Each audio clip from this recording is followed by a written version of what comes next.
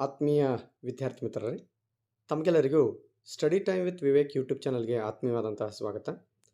ಇವತ್ತಿನ ನಮ್ಮ ಈ ವಿಡಿಯೋದಲ್ಲಿ ನಾವು 29/3/2025 ನಡೀತಕ್ಕಂತಹ SSLC ಸಮಾಜ ವಿಜ್ಞಾನದ ವಾರ್ಷಿಕ ಪರೀಕ್ಷೆಯ ತಯಾರಿಗಾಗಿ ಒಂದು ವಿಶೇಷವಾಗಿರ್ತಕ್ಕಂತಹ ಒಂದು ಪಾಸಿಂಗ್ ಪ್ಯಾಕೇಜನ್ನು ನಾನು ನಿಮ್ಮ ಮುಂದೆ ತಂದಿದ್ದು. ಈ ಒಂದು ಪಾಸಿಂಗ್ ಪ್ಯಾಕೇಜ್ ವಿಶೇಷವಾಗಿದ್ದು ಹಲವು ಪ್ರಶ್ನೆಗಳಿಗೆ ಒಂದೇ ಉತ್ತರವನ್ನು ಬರೀತಕ್ಕಂತಹ ಒಂದು ವಿಶೇಷವಾಗಿರ್ತಕ್ಕಂತಹ ಒಂದು ವಿಡಿಯೋ ಇದಾಗಿದ್ದು. ಎಲ್ಲ ಮಕ್ಕಳು ಈ ಒಂದು ವಿಡಿಯೋದ ಸದುಪಯೋಗನ ಪಡಿಸ್ಕೊಳ್ಬೇಕು. ವಿಡಿಯೋವನ್ನು ಆರಂಭದಿಂದ ಅಂತ್ಯದವರೆಗೆ ಸ್ಕಿಪ್ ಮಾಡದೆ ನೋಡಿ ಮತ್ತು ಪಾಯಿಂಟ್ಸ್ಗಳನ್ನು ನೋಟ್ಔಟ್ ಮಾಡ್ತಾ ಹೋಗಿ ಅಂತ ಹೇಳ್ತಾ ವಿಡಿಯೋನ ಆರಂಭ ಮಾಡೋಣ. 2025 SSLC ಸಮಾಜ ವಿಜ್ಞಾನ ಪಾಸಿಂಗ್ ಪ್ಯಾಕೇಜ್, ಹಲವು ಪ್ರಶ್ನೆಗಳು ಒಂದೇ ಉತ್ತರ. ಹಾಗಾದರೆ ಪರೀಕ್ಷೆಯಲ್ಲಿ ಕೇಳಬಹುದಂತಹ ಪ್ರಶ್ನೆಗಳು ಯಾವ್ಯಾವ ವಿಷಯಕ್ಕೆ ಸಂಬಂಧಿಸಿದ್ದು ಅಂತ ನೋಡ್ತಾ ಹೋದಾಗ, ಬ್ರಹ್ಮ ಸಮಾಜ, ಆರ್ಯ ಸಮಾಜ, ಪ್ರಾರ್ಥನಾ ಸಮಾಜ, ಸತ್ಯಶೋಧಕ ಸಮಾಜ, ರಾಮಕೃಷ್ಣ ಮಿಷನ್, ಈ ಯಾವುದೇ ರೀತಿಯ ಕಲಿಕಾಂಶಗಳಿದ್ದರೂ ಸಹ ಪ್ರಶ್ನೆಗಳು ಯಾವುದಿರಬಹುದು? ಬ್ರಹ್ಮ ಸಮಾಜದ ಬೋಧನೆಗಳು, ಅದರ ಉದ್ದೇಶಗಳು, ದೃಷ್ಟಿಕೋನ, ಮುಖ್ಯಾಂಶಗಳು. ಆರ್ಯ ಸಮಾಜ, ಅದರ ಬೋಧನೆಗಳು, ಉದ್ದೇಶಗಳು, ದೃಷ್ಟಿಕೋನ, ಮುಖ್ಯಾಂಶಗಳು. ಪ್ರಾರ್ಥನಾ ಸಮಾಜ, ಸತ್ಯಶೋಧಕ ಸಮಾಜ, ರಾಮಕೃಷ್ಣ ಮಿಷನ್, ಈ ಯಾವುದೇ ರೀತಿಯ ಅಂಶಗಳಿದ್ದರೂ ಸಹ ಅವುಗಳಿಗೆ ಸಂಬಂಧಪಟ್ಟಂತೆ ಕೇಳ್ತಕ್ಕಂಥ ಪ್ರಶ್ನೆಗಳು ಯಾವುದಿರ್ಬೋದು ಅಂತಂದರೆ ಅವುಗಳ ಬೋಧನೆಗಳಿರ್ಬೋದು, ಅವುಗಳ ಉದ್ದೇಶಗಳಿರ್ಬೋದು, ಆ ಒಂದು ಸಮಾಜದ ದೃಷ್ಟಿಕೋನ ಇರ್ಬೋದು ಅಥವಾ ಮುಖ್ಯಾಂಶಗಳಿರ್ಬೋದು. ಯಾವುದೇ ರೀತಿಯ ಪ್ರಶ್ನೆಯನ್ನು ಕೇಳಿದರೂ ಸಹ ನಮ್ಮ ಉತ್ತರ ಯಾವುದಿರಬೇಕು ಅಂತಂದರೆ, ಇಲ್ಲಿ ಏಕ ದೇವತಾರಾಧನೆ ಪ್ರತಿಪಾದನೆ, ಸ್ತ್ರೀ ಶಿಕ್ಷಣಕ್ಕೆ ಪ್ರೋತ್ಸಾಹವನ್ನು ನೀಡಿದ್ದು, ಸ್ತ್ರೀ ಪುರುಷರ ಸಮಾನತೆ, ಜಾತಿ ಪದ್ಧತಿ ನಿಷೇಧ, ಅರ್ಥಹೀನ ಆಚರಣೆಗೆ ವಿರೋಧ, ಮೂಢನಂಬಿಕೆಗೆ ವಿರೋಧ, ಬಾಲ್ಯ ವಿವಾಹಕ್ಕೆ ವಿರೋಧ, ಬಹುಪತ್ನಿತ್ವಕ್ಕೆ ವಿರೋಧ. ಇವೆಲ್ಲವುಗಳು ಒಂದೇ ಪ್ರಶ್ನೆಗೆ, ಹಲವು ಪ್ರಶ್ನೆಗಳಿಗೆ ಒಂದೇ ರೀತಿಯ ಉತ್ತರ ಈ ರೀತಿ ನಾವು ಬರೀಬಹುದು ಅಲ್ವಾ? ಇನ್ನು ನೆಕ್ಸ್ಟ್ ಕ್ವೆಶನನ್ನು ನೋಡೋಣ. ಎಕ್ಸಾಮ್ಸ್ನಲ್ಲಿ ಮಣ್ಣಿನ ಸವೆತಕ್ಕೆ ಕೇಳಬಹುದಾದಂತಹ ಪ್ರಶ್ನೆಗಳು ಏನೇನು ಅಂತ ನೋಡಿದಾಗ, ಮಣ್ಣಿನ ಸವೆತಕ್ಕೆ ಕಾರಣಗಳನ್ನು ಕೇಳ್ತಾರೆ. ಮಣ್ಣಿನ ಸವೆತಕ್ಕೆ ಕಾರಣಗಳನ್ನು ಕೇಳಿದಾಗ ನಾವು ಏನು ಬರೀಬಹುದಪ್ಪ ಅಂತಂದರೆ, ಅರಣ್ಯಗಳ ನಾಶ, ಅಧಿಕ ಮೇಯಿಸುವುದು, ಅಧಿಕ ನೀರಾವರಿ ಬಳಕೆ, ಅವೈಜ್ಞಾನಿಕ ಬೇಸಾಯ ಅಲ್ಲ. ಆಮೇಲೆ ಇನ್ನು ಮಣ್ಣಿನ ಸವೆತದ ಪರಿಣಾಮಗಳನ್ನು ಕೇಳಿದಾಗ, ನದಿಗಳಲ್ಲಿ ಹೂಳಿ ತುಂಬಿ ಪ್ರವಾಹ ಉಂಟಾಗುತ್ತದೆ, ನದಿಗಳು ಪಾತ್ರ ಬದಲಾಯಿಸುತ್ತವೆ, ಜಲಾಶಯಗಳಲ್ಲಿ ನೀರು ಸಂಗ್ರಹ ಸಾಮರ್ಥ್ಯ ಕುಗ್ಗುತ್ತದೆ, ಭೂಮಿಯಲ್ಲಿ ನೀರು ಉಂಗುವಿಕೆ ಕಡಿಮೆ ಆಗುತ್ತದೆ. ಇವೆಲ್ಲ ಏನಪ್ಪ ಅಂತಂದ್ರೆ ಮಣ್ಣಿನ ಸವೆತದ ಪರಿಣಾಮಗಳಾಗುತ್ತೆ. ಇನ್ನು ಮಣ್ಣಿನ ಸವೆತದಿಂದ ಅದರ ಸಂರಕ್ಷಣೆ ಯಾವ ರೀತಿ ಮಾಡ್ಬೋದು, ಮಣ್ಣಿನ ಸವೆತವನ್ನು ಆಗದೇ ಇರುವಂತೆ ಯಾವ ರೀತಿ ತಡೆಗಟ್ಬೋದು ಅಂತ ನೋಡಿದಾಗ, ಇಳಿಜಾರಿಗೆ ಅಡ್ಡಲಾಗಿ ಉಳುಮೆ ಮಾಡುವುದು, ಅಡ್ಡ ಬದುಗಳನ್ನು ನಿರ್ಮಿಸುವುದು, ಅರಣ್ಯನಾಶ ತಡೆಗಟ್ಟುವುದು, ನೀರಿನ ಯೋಜಿತ ಬಳಕೆ, ಚೆಕ್ ಡ್ಯಾಮ್ಗಳ ನಿರ್ಮಾಣ ಮಾಡೋದು, ಅತಿಯಾಗಿ ಮೇಯಿಸುವುದನ್ನು ನಿಯಂತ್ರಿಸುವುದು ಮತ್ತು ಹಂತ ಹಂತವಾಗಿ ವ್ಯವಸಾಯ ಕ್ಷೇತ್ರಗಳ ನಿರ್ಮಾಣ. ಇವೆಲ್ಲ ಮಣ್ಣಿನ ಸವೆತವನ್ನು ಸಂರಕ್ಷಣೆ ಮಾಡ್ತಕ್ಕಂಥ ಅಥವಾ ಮಣ್ಣನ್ನು ಸಂರಕ್ಷಣೆ ಮಾಡ್ತಕ್ಕಂತಹ ವಿಧಾನಗಳಾಗ್ತವೆ. ಇನ್ನು ಮುಂದಿನ ಕಲಿಕಾಂಶ ಬರ್ತದೆ, ಅದು ಏನಂತಂದ್ರೆ ಆವರ್ತ ಮಾರುತಗಳು, ಪ್ರವಾಹಗಳು, ಭೂಕುಸಿತ, ಕಡಲ ಕೊರೆತ, ಭೂಕಂಪಗಳು. ನೋಡ್ರಿ, ಯಾವುದೇ ರೀತಿಯ ಕಲಿಕಾಂಶಗಳಿರಲಿ ಅವುಗಳಿಗೆ ಸಂಬಂಧಪಟ್ಟಂತೆ ಕೇಳ್ತಕ್ಕಂಥ ಪ್ರಶ್ನೆಗಳು ಏನಿರ್ಬೋದಪ್ಪ ಅಂದ್ರೆ ಕಾರಣ ಕೊಡಿ ಅಂತ ಇರ್ಬೋದು ಅಲ್ವಾ? ಉದಾಹರಣೆ, ಆವರ್ತ ಮಾರುತಗಳ ಕಾರಣ ಕೊಡಿ, ಪ್ರವಾಹಗಳು ಉಂಟಾಗಲಿಕ್ಕೆ ಕಾರಣಗಳೇನು, ಭೂಕುಸಿತ ಉಂಟಾಗಲು ಕಾರಣವೇನು, ಕಡಲೆ ಕೊರೆತ ಉಂಟಾಗಲು ಕಾರಣವೇನು, ಭೂಕಂಪಗಳು ಉಂಟಾಗಲು ಕಾರಣವೇನು. ಆದರೆ ನಮ್ಮ ಉತ್ತರ ಏನಿರಬೇಕು ಅಂತಂದರೆ, ಪರಿಸರ ಮಾಲಿನ್ಯ, ಪರಿಸರ ಅಸಮತೋಲನ, ಪರಿಸರದ ದುರ್ಬಳಕೆ, ಜಲಾಶಯ ನಿರ್ಮಾಣ, ನಗರೀಕರಣ, ಗಣಿಗಾರಿಕೆ, ಆಧುನೀಕರಣ, ಇವೇ ಎಲ್ಲ ಉತ್ತರಗಳು ಆ ಕಾರಣ ಕೊಡಿಗೆ ಸಂಬಂಧಪಟ್ಟಂತೆ ಇರಬೇಕಾಗ್ತದೆ.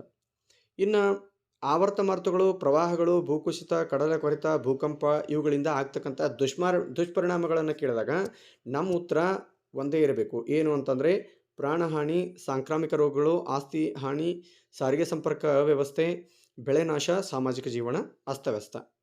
ಇನ್ನು ಆವರ್ತ ಮಾರುತಗಳ ಆಗದೇ ಇರುವಂತೆ ಅಥವಾ ಅದರಿಂದ ಅದಕ್ಕೆ ಯಾವ ರೀತಿ ಪರಿಹಾರವನ್ನು ನಾವು ಒದಗಿಸ್ಕೊಳ್ಬೇಕು ಅಂತ ನೋಡಿದಾಗ, ಆವರ್ತ ಮಾರುತ, ಪ್ರವಾಹಗಳು, ಭೂಕುಸಿತ, ಕಡಲ ಕೊರೆತ, ಭೂಕಂಪ ಇವುಗಳನ್ನು ಆಗದೇ ಇರುವಂತೆ ಅಥವಾ ಅದರ ಪ್ರಮಾಣವನ್ನು ತಡೆಗಟ್ಟಲಿಕ್ಕೆ ಯಾವ ರೀತಿಯ ಪರಿಹಾರಗಳನ್ನು ನಾವು ಕಂಡುಕೊಳ್ಬೇಕಪ್ಪ ಅಂತ ನೋಡಿದಾಗ, ಪರಿಸರ ಸಂರಕ್ಷಣೆ, ವೈದ್ಯಕೀಯ ನೆರವು, ತಾತ್ಕಾಲಿಕ ಆಶ್ರಯ ಕಲ್ಪಿಸುವುದು, ಆಹಾರ ಮತ್ತು ನೀರು ಪೂರೈಕೆ, ಮಾಧ್ಯಮಗಳಲ್ಲಿ ಮುನ್ನೆಚ್ಚರಿಕೆ ಬಿತ್ತರಿಸುವುದು, ಇವೆಲ್ಲವುಗಳು ಪರಿಹಾರೋಪಗಳಾಗುತ್ತವೆ. ಇನ್ನು ನೆಕ್ಸ್ಟ್ ಕ್ವೆಶನ್ ಬರುತ್ತೆ. ಕಲಿಕಾಂಶ ಯಾವುದು ಅಂತಂದರೆ ಬ್ಯಾಂಕುಗಳು. ಸೊ ಬ್ಯಾಂಕುಗಳಿಗೆ ಸಂಬಂಧಪಟ್ಟಂತೆ ಏನು ಪ್ರಶ್ನೆಗಳನ್ನು ಕೇಳ್ಬೋದು ಅಂತಂದರೆ, ಬ್ಯಾಂಕುಗಳ ಕಾರ್ಯಗಳನ್ನು ಕೇಳ್ಬೋದು, ಬ್ಯಾಂಕುಗಳು ಜನರಿಗೆ ಒದಗಿಸ್ತಕ್ಕಂಥ ಸೇವೆಗಳ ಬಗ್ಗೆ ಕ್ವೆಶನ್ಸ್ ಕೇಳ್ಬೋದು, ಅಥವಾ ಬ್ಯಾಂಕುಗಳಿಂದ ಜನರಿಗೆ ಆಗ್ತಕ್ಕಂಥ ಅನುಕೂಲಗಳ ಬಗ್ಗೆ ಕೇಳ್ಬೋದು.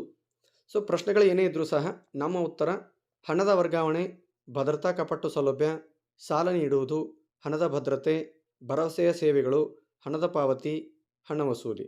ಸೊ ಇವೆಲ್ಲವುಗಳು ಅದಕ್ಕೆ ಉತ್ತರಗಳಾಗುತ್ತವೆ. ಸೊ ಮುಂದಿನ ಕ್ವೆಶನ್ ಏನಂತಂದರೆ ಕಲಿಕಾಂಶ ಉದ್ಯಮಶೀಲತೆ. ಸೊ ಹಾಗಾದರೆ ಉದ್ಯಮಶೀಲತೆಯ ಬಗ್ಗೆ ಪರೀಕ್ಷೆಯಲ್ಲಿ ಕೇಳಬಹುದಂಥ ಪ್ರಶ್ನೆಗಳು ಏನಂತಂದರೆ, ಉದ್ಯಮಶೀಲತೆಯ ಲಕ್ಷಣಗಳು ಯಾವುವು ಅಥವಾ ಉದ್ಯಮಶೀಲತೆಯ ಕಾರ್ಯಗಳೇನು ಅಂತಕ್ಕಂಥದ್ದು. ಸೊ ಯಾವ್ದು ಬೇಕಾದರೂ ಪ್ರಶ್ನೆ ಕೇಳಿದ್ರು ಸಹ ಅದಕ್ಕೆ ನೀಡಬಹುದಂಥ ಉತ್ತರ ಏನಂತಂದರೆ, ಹೊಸ ವಿಧಾನ ರೂಢಿಗೆ ತರುತ್ತಾರೆ, ನಿರ್ಧಾರ ಕೈಗೊಳ್ಳುವುದು, ಸೃಜನಾತ್ಮಕ ಸಂಯೋಜನೆ, ನಷ್ಟಭರಿತಕ್ಕೆ ಸಿದ್ಧ, ನಾಯಕತ್ವ ಅಥವಾ ಮಾರ್ಗದರ್ಶನ, ಗುಂಪು ಕಟ್ಟುವುದು, ಸಮಸ್ಯೆ ಪರಿಹಾರ ಮಾಡುವುದು. ಇವೆಲ್ಲವುಗಳು ಉದ್ಯಮಶೀಲತೆಯ ಲಕ್ಷಣಗಳಿರ್ಬೋದು, ಉದ್ಯಮಶೀಲತೆಯ ಕಾರ್ಯಗಳಿರ್ಬೋದು. ಯಾವುದೇ ಪ್ರಶ್ನೆ ಕೇಳಿದ್ರು ಇದೇ ಉತ್ತರ ಬರೀಬೇಕು. ಸೊ ಮುಂದಿನ ಕಲಿಕಾಂಶ ಏನಂತಂದರೆ ಬಾಲಕಾರ್ಮಿಕತೆ, ಬಾಲ್ಯ ವಿವಾಹ, ಹೆಣ್ಣು ಭ್ರೂಣ ಹತ್ಯೆ. ಸೊ ಕಲಿಕಾಂಶಗಳಿದ್ದಾಗ ಸೊ ಯಾವುದೇ ಅಂಶ ಇರಲಿ, ಕಲಿಕಾಂಶ ಬಾಲಕಾರ್ಮಿಕತೆ ಇದ್ದರೆ, ಬಾಲ್ಯ ವಿವಾಹ ಇದ್ದರೆ ಅಥವಾ ಹೆಣ್ಣು ಭ್ರೂಣ ಹತ್ಯೆ ಇರಲಿ, ಸೊ ಮೂರು ಅಂಶಗಳಿಗೆ ಸಂಬಂಧಪಟ್ಟಂತೆ ಎಕ್ಸಾಮ್ಸ್ನಲ್ಲಿ ಕೇಳಬಹುದಂತಹ ಪ್ರಶ್ನೆ ಏನು ಅಂತಂದರೆ ಕಾರಣಗಳನ್ನು ಕೇಳ್ತಾರೆ. ಕಾರಣಗಳನ್ನು ಕೇಳಿದಾಗ ಮೂರು ರೀತಿಯ ಅಂಶಗಳಿಗೆ ಸೇಮ್ ಉತ್ತರವನ್ನು ನಾವು ನೀಡಬಹುದಾಗುತ್ತೆ.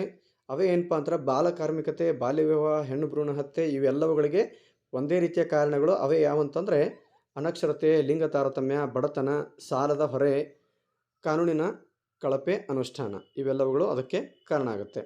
ಇನ್ನು ದುಷ್ಪರಿಣಾಮಗಳನ್ನು ನೋಡ್ತಾ ಹೋದರೆ ನೋಡಿರಿ, ಬಾಲಕಾರ್ಮಿಕತೆ ಇರಲಿ, ಬಾಲ್ಯ ವಿವಾಹ ಇರಲಿ, ಹೆಣ್ಣು ಭ್ರೂಣ ಹತ್ಯೆ ಇರಲಿ, ಇವೆಲ್ಲವುಗಳಿಂದ ಆಗ್ತಕ್ಕಂತಹ ದುಷ್ಪರಿಣಾಮಗಳು ಏನು ಅಂತಂದ್ರೆ ಮಕ್ಕಳ ಸರ್ವತೋಮುಖ ಬೆಳವಣಿಗೆ ಕುಂಠಿತ ಆಗುತ್ತದೆ. ನೋಡ್ರಿ ಏನಾಗುತ್ತೆ, ಮಕ್ಕಳ ಸರ್ವತೋಮುಖ ಬೆಳವಣಿಗೆ ಕುಂಠಿತ ಆಗುತ್ತದೆ, ಲೈಂಗಿಕ ಕಿರುಕುಳ ಆಗಬಹುದು, ಮಕ್ಕಳ ಹಕ್ಕುಗಳ ಉಲ್ಲಂಘನೆ ಆಗ್ಬೋದು, ಬಾಲ್ಯವನ್ನು ಕಸಿದುಕೊಳ್ತಕ್ಕಂತಹ ಕೆಲಸ ಇದರಿಂದ ಆಗ್ತದೆ ಇವೆಲ್ಲವುಗಳಿಂದ.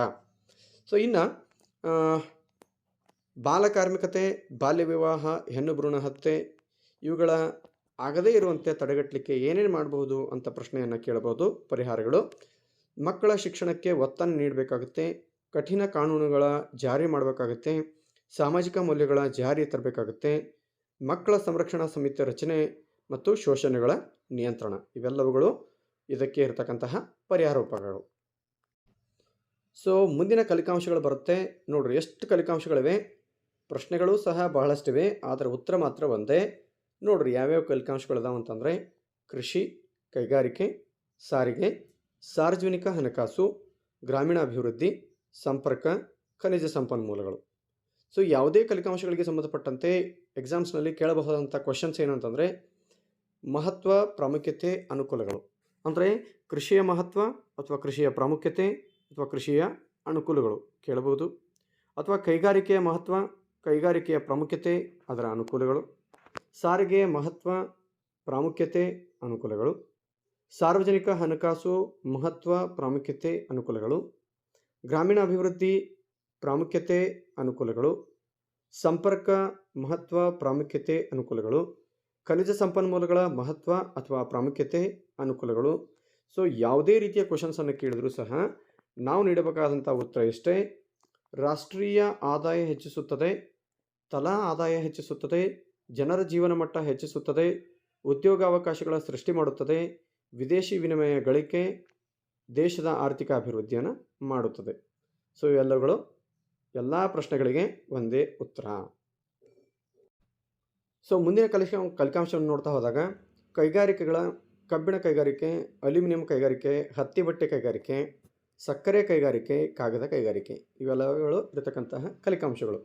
ಇನ್ನು ಇವುಗಳ ಮೇಲೆ ಪ್ರಶ್ನೆಯನ್ನು ಯಾವ್ಯಾವ ರೀತಿ ಕೇಳಬಹುದು ಅಂತಂದ್ರೆ ಸಾಂಸ್ಥೀಕರಣದ ಮೇಲೆ ಪ್ರಭಾವ ಬೀರುವ ಅಂಶಗಳನ್ನು ಕೇಳಬಹುದು.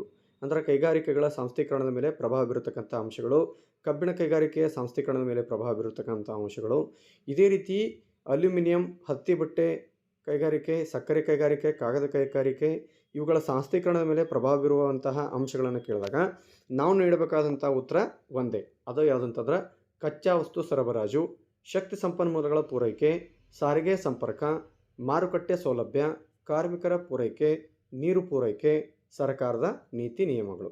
ಸೊ ಈ ರೀತಿಯಾಗಿ ನಾವು ಅದನ್ನು ಉತ್ತರವನ್ನು ಬರೀಬೇಕಾಗತ್ತೆ. ಸೊ ಮುಂದಿನ ಕಲಿಕಾಂಶವನ್ನು ನೋಡ್ತಾ ಹೋಗೋಣ. ವಿವಿಧೋದ್ದೇಶ ದಾಮೋದರ್, ಬಾಕ್ರನಂಗಲ್, ಹಿರಾಕೂಡ್, ಕೋಸಿ, ತುಂಗಭದ್ರಾ ಇವೆಲ್ಲ ಜಲಾಶಯಗಳು. ಸೊ ಇವುಗಳಿಗೆ ಸಂಬಂಧಪಟ್ಟಂತೆ ಎಕ್ಸಾಮ್ಸ್ನಲ್ಲಿ ಕೇಳುವಂತಹ ಪ್ರಶ್ನೆಗಳು ಏನಂತಂದರೆ ನದಿ ಕಣಿವೆ ಯೋಜನೆಗಳ ಉದ್ದೇಶಗಳೇನು ಅಂತಕ್ಕಂಥದ್ದು. ನೋಡಿರಿ, ದಾಮೋದರ್, ಬಾಕ್ರನಂಗಲ್, ಹಿರಾಕೂಡ್, ಕೋಸಿ, ತುಂಗಭದ್ರಾ ಈ ನದಿ ಕಣಿವೆಗಳ ಯೋಜನೆಗಳ ಉದ್ದೇಶಗಳೇನು ಅಂಥೇಳಿ ಎಕ್ಸಾಮ್ಸ್ನಲ್ಲಿ ಕೇಳಬಹುದು.